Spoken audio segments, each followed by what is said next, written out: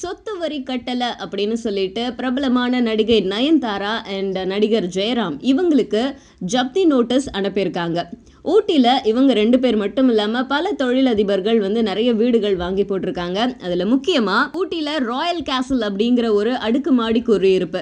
இந்த இடத்துல நிறைய பிரபலங்கள் நிறைய வீடுகளை வாங்கி போட்டிருக்காங்க.